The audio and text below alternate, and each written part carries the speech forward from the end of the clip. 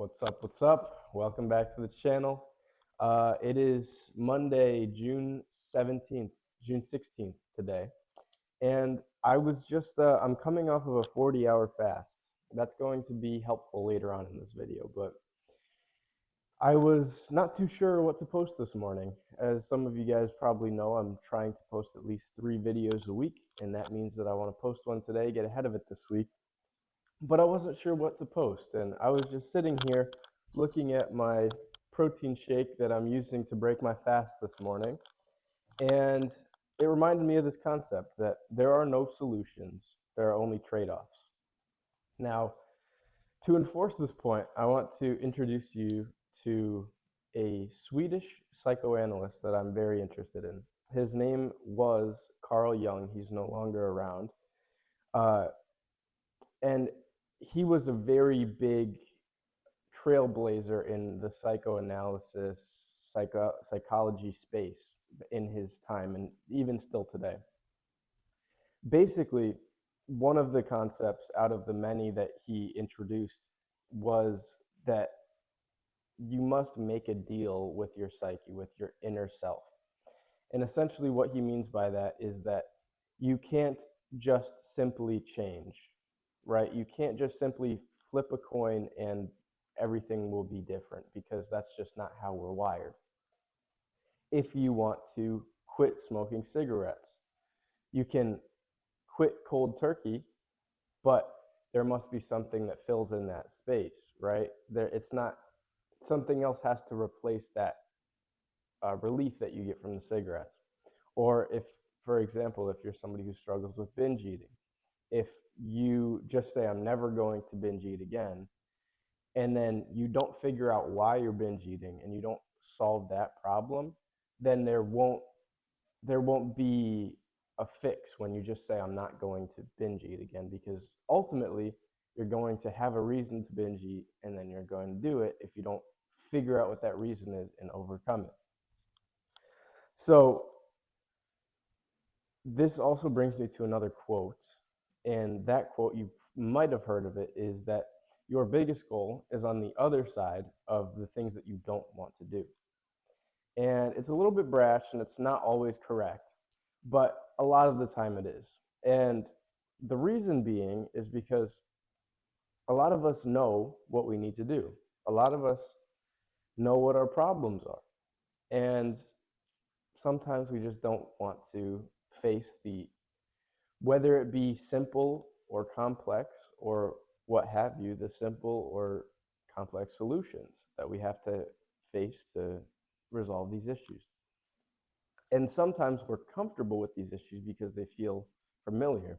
So we don't want to go into these uncharted waters to resolve these problems and get past it to a place where we would definitely be happier if we got to, but it would be different, it would be new, and therefore it's a little bit sketchy. Now, this is going to be a shorter video, but it also reminded me that I've got a show in September, and it's on September 12th. I have had a couple binge eating dilemmas, incidents, whatever you want to call them, over the past couple weeks. And I realized that the reason being, before I had started this fast, I mean, this is all coming back to the fast that I mentioned in the beginning of this video. Before I started it, I realized that I've had a lot of these binge eating incidents, and the reason that I have been is because I kind of told myself, I'm not going to have binge eating ever again. Like, this is just not something that's going to happen. And I realized that that's not realistic. Like, I would love to never binge eat again. Trust me, I would love that. Is it realistic? Maybe not. But what I told myself when I started this fast is, because if I make it through this fast, I'm showing myself that I'm capable of going with resisting cravings, right? And I will make this deal with myself, referencing the Carl Jung concept that I introduced earlier. I will introduce this deal to myself that I won't have any cheat meals until September. It's not that I won't have them again. It's just that I won't have them until after my show. And then if you think about it like that, right? When I have the urge to have a cheat meal or what have you, I don't need to give into that because I realize like, oh, I could have a cheat meal right now, but I also could wait until September. And how much better is that cheat meal going to be in September, right? And this could apply to anything, but this is just how it's applying to my life right now. This is the exact fuel that I'm going to be using. And it's not going to be easy. I understand that. And I hope you guys understand that too, is that if you make a deal like this with yourself, it doesn't mean that it's going to be easy. But if you can stick to it, like if you can keep your word to yourself, as I have done over the past 40 hours, it was very difficult to keep this fast going.